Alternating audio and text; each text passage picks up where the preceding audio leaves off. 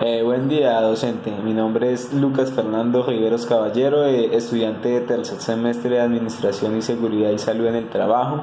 El día de hoy le voy a hablar sobre los hitos históricos del modelo de desarrollo dominante. Bien, el modelo de desarrollo dominante podemos decir que son los países o grandes potencias que ejercen su poder a los países que son subdesarrollados o que están en camino al desarrollo.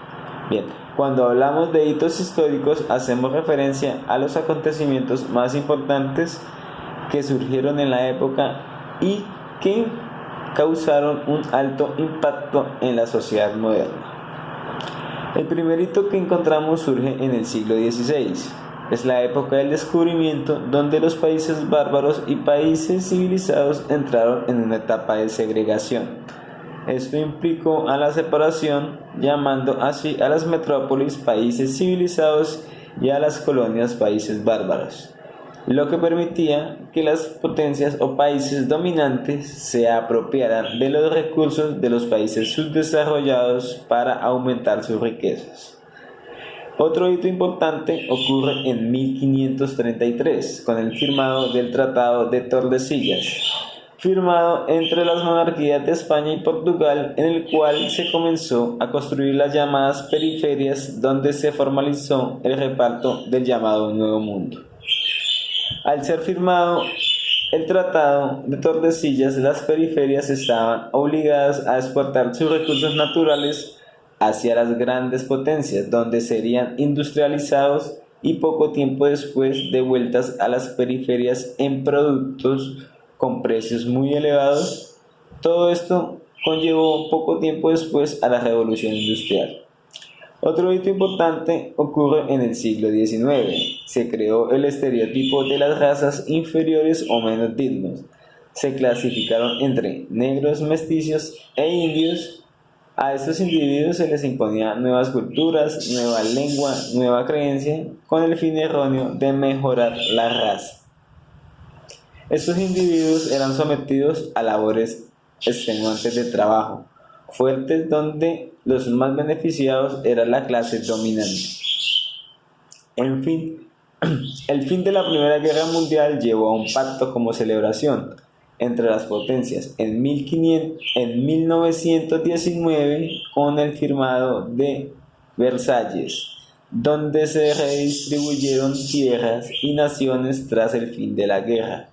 Este tratado también incluyó cláusulas políticas y morales en donde se le prohibió a Alemania hacer parte de la Sociedad de Naciones y se le obligó a tomar toda la responsabilidad de la guerra y todos los daños y pérdidas por ella a los gobiernos aliados. Sin embargo, eso no fue acatado por las potencias y se siguieron explotando los recursos naturales y a sus poblaciones. Otro hito importante ocurre en 1949 con la llegada de la era del desarrollo. Esto fue a cargo del presidente Truman. Él planeó la necesidad de implementar políticas de desarrollo para que los países menos avanzados pudieran alcanzar el estándar económico y cultural del occidente. Es así como el término desarrollo cobra relevancia y gracias a esto se convirtió en un dispositivo discursivo capaz de modelar la realidad. Otro hito importante ocurre en 1960, donde aparece la teoría del despegue. Se da a conocer el Plan Marshall y la exposición de Roosevelt. Él creía que este era el camino que debían tomar los países subdesarrollados o del tercer mundo con el fin de alcanzar la modernización. Para lograr esto se necesitaba de una gran ayuda tecnológica hacia los países tercermundistas y se necesitaba cumplir de 3 requisitos. Lo primero era tener alta productividad.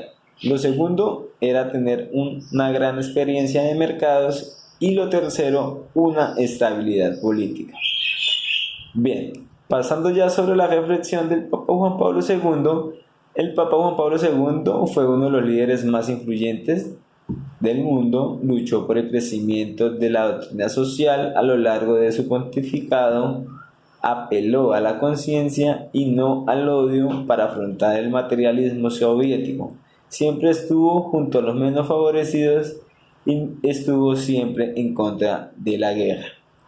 Bien, espero les haya quedado un poco claro sobre los hitos históricos. Buena tarde.